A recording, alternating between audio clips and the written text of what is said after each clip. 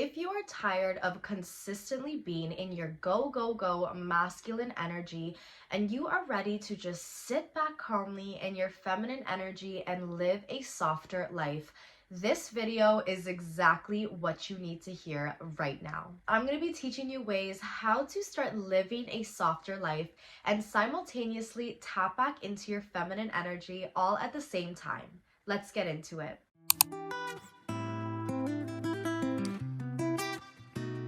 Hey, it's your girl Jess, and welcome back to my channel.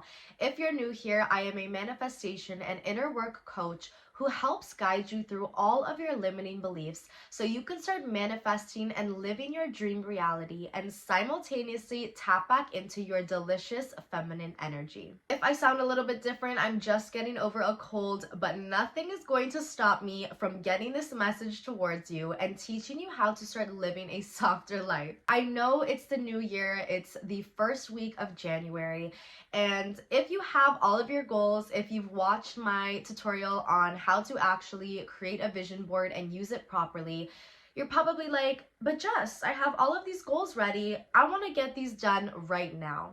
And if that's how you are, I encourage you to continuously push into that energy if it works for you. I want to remind you that we need both masculine and feminine energy to be whole. Think of yin and yang. So if you power through in your masculine energy and that feels good for you, then I encourage you to do that. But if you are ready to start living a softer life, this is your year where you just promise yourself to actually relax.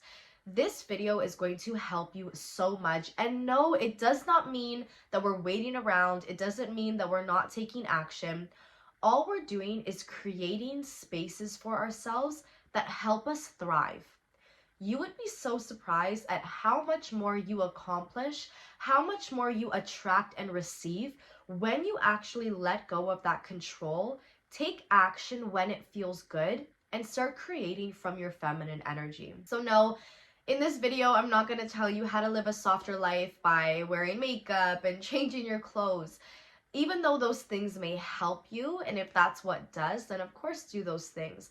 But this is going to be more about your energy, more about your internal state, your emotions, your thoughts, on how you can start creating a softer life for yourself internally so that it shows externally for yourself. The first way we're going to start creating an internal state that allows us to live a softer life is by stop feeding into your fears.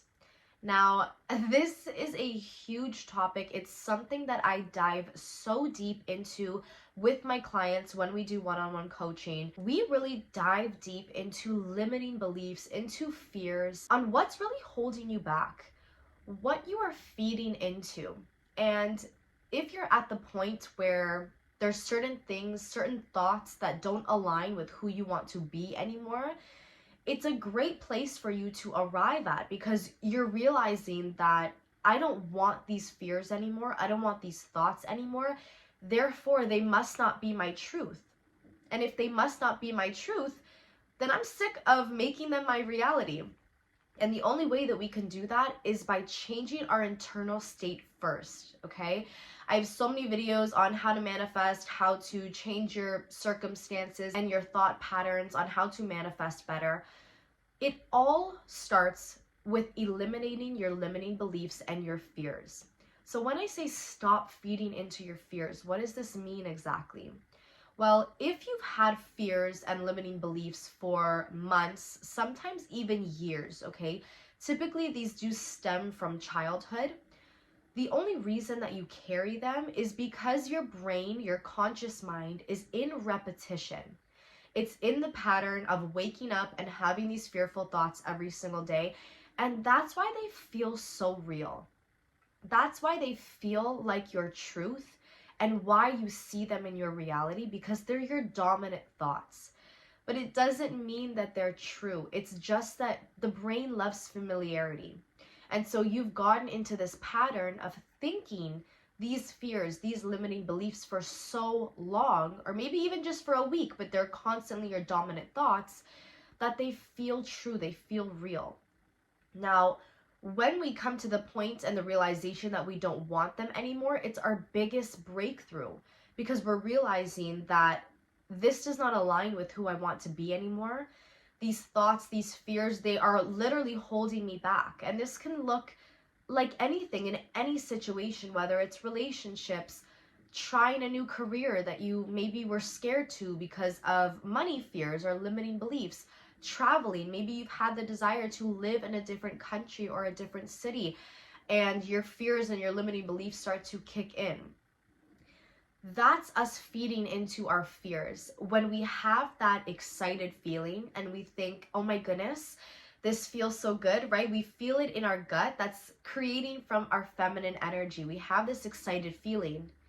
And it's also known as the subconscious mind. Our feminine energy and the subconscious mind are one. So we have this creative idea. We have this feeling that feels really good. And then our conscious mind kicks in, our masculine energy mind of, okay, but how am I going to do steps 1, 2, and 3? Oh no, but what if this happens? Wait, this can't work because you have this responsibility. And that little voice in your head starts kicking in.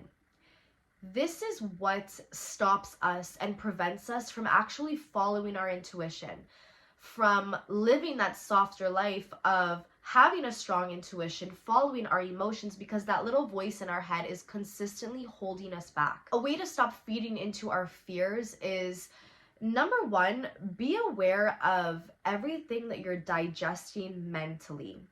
So this could be social media, right? It goes so deep in social media, who you're following, the type of videos that you're watching, when you know you should stop scrolling, but you can't because it's just so addictive to continue, and you're consuming all of this media that maybe you don't even resonate with, but it feels true. When you watch the news first thing in the morning, well, the news is fear-based. It's mostly going to lean on the negative side. So when you watch this, especially when you first wake up, it's so important to really watch something that feels good or meditate. But let's say you're replacing this with the news, you're feeding into your fears. It's essentially, think of it this way. When you go on social media, when you know you shouldn't, because you know you're going to see something that's not going to make you feel good. When you turn on the news, you know you're not going to see something that makes you feel good. When you go hang out with this person who maybe doesn't make you feel your best, and you know that's how you're going to feel, but you go anyway, you feed into your fears. Because that ego, that part of us, unfortunately, it's true, but it's almost addicted to that feeling of being proven right. That if I go and open this, I know I'm going to feel really bad. I'm going to prove to myself that I'm going to feel really bad. And then you feel really bad. And you feed into that fear. And that sets the tone for your whole day. Then it starts setting the tone for your dominant thought patterns. Then that starts turning into your actions, your beliefs, and your personality. And as we know from Dr. Joe Dispenza, our personality is our personal reality. So we have to stop feeding into our fears. When we know that something is not going to make us feel good, we need to replace it. So if you scroll on TikTok all day, replace it with scrolling through videos that make you feel good, for example. So instead of going on your For You page, go on your following page where you know, I only follow these certain people because they make me feel good. This content is going to make me feel good. Replace the news as soon as you wake up with a meditation or a podcast. So you're still getting that education, but it's making you feel better. When it comes to going out with people who you know is not going to make you feel your best, honestly, I would prioritize your peace and set those boundaries that if that's not going to make you feel good, you just need to be honest with yourself and the other person and say no. Stop feeding into your fears when it comes to your dominant thoughts. This is why I'm so big on affirmations, sleep subliminal tracks, guided morning meditations, and repetition. I have these all for you on my website. I have so many amazing affirmations for you to listen to and guided meditations as soon as you wake up. These are going to literally replace your limiting beliefs, okay? It's not just that you're listening to them and they do nothing. No, they are going to replace your current beliefs with better ones. Because if you've created your limiting beliefs, you can create better ones. It just has to do with repetition. So this is why these affirmations, guided meditations, the sleep subliminal tracks are super, super beneficial because the more you use these as repetition, now it starts changing your self-talk. Now it changes your dominant thoughts. Now you're able to see your reality in a more positive way and live that softer life because you're not living in that fight or flight feeling. You're not living in that fear. Your body is now unconsciously seeking out better feelings and better opportunities. And that's how you manifest. That's how you tap into your feminine energy all at the same time, because your mental state is relaxed. You're living that softer life where now if you can mentally relax, that can go into your emotional state, which can help you relax, and it will literally help your body relax and let go of those fears. The next thing I want you to do that's going to help you live a softer life is pour into your passions, okay? Take money off of the table for a second. This could be a hobby, something you've loved to do when you were a kid and maybe you stopped doing for a while. Things that people always compliment you on. Maybe something that you've always wanted to try. Pour into your passions. Why does this help you live a softer life? Because you're literally taking time, first of all, to prioritize yourself, and your body is calm. You are doing something not because you have that fear driven behind you of I need to make money from it. Not that fear of time, of I need to get this done right away. And not that fear of being perfect because you know that you're trying something for the first time, or because you know it's something that you love to do, so you know that you're good at it. It makes you feel good. Why does this simultaneously tap into your feminine energy? Because your feminine energy is the creator. It's what breathes and brings life into this world and to yourself. So where your masculine energy helps you actually take action and play out these passions, your feminine energy is the one that has the ideas of, this feels really good when I do this. This makes me feel really relaxed. I'm not overthinking when I do this. I don't feel nervous or anxious when I do this. I feel like I have all the time in the world right now and I'm just taking this time for myself. This feels really good. You tap into that passion. You simultaneously bring that feminine energy side out of you. And when you take away the fear of money, being perfect, having no time or needing to get this done right away, you start to actually relax. And this is what helps you live a softer life, is when your mind, your body, and your emotions all coincide together in a relaxed state. I want you to almost think of this passion as like entering the state of least resistance. So if you're big in the manifestation community, the state of least resistance is when your fears and your limiting beliefs and your overthinking, they can't get to you because you're doing something that allows you to literally turn your brain off. You're doing it because it feels good in your body and you're not sitting there overthinking. You don't have that space for limiting beliefs to enter your state because you're in the state of least resistance. You're doing something that you have no pressure on yourself for doing. And that's what actually helps you attract your manifestations. It helps you tap into your feminine energy. It helps you live a softer life. This is why when I speak about manifestation and feminine energy, I talk about them as one. Because our subconscious mind, where we manifest through dominantly, is also known as the feminine energy mind. It's the creator. It's where we are in that knowing state, that feel-good state. Everything is aligned. Our mind, body, and soul, our emotions. Everything is aligned and calm. We don't have room for our conscious mind, for our masculine energy mind to bring in doubts and fears, to try to give us steps from A to Z on how we need to accomplish something. We're just doing it because it feels good. And so when we enter this state of least resistance, this could be going for a drive at night and listening to music, or maybe you like driving in silence. This could be swimming, right? Maybe you feel good when you're moving your body. This could be working out. This could be going for walks. This could be going for runs. This could be working on your passions, whether that's creative, whether that has to, lean more on the technology side or the business side. Whatever you are passionate about, when you are doing it, you enter the state of least resistance and you literally turn off your brain.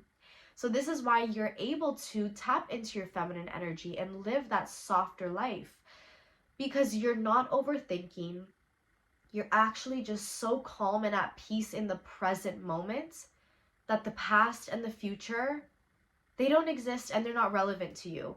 You're so dialed into how you feel right now in that moment, and that's what allows you to live a softer life. Number 3 is going to be gratitude. When we give gratitude, it is the biggest way to multiply that current state. So I really follow Dr. Joe Dispenza. His videos are amazing. His meditations are incredible.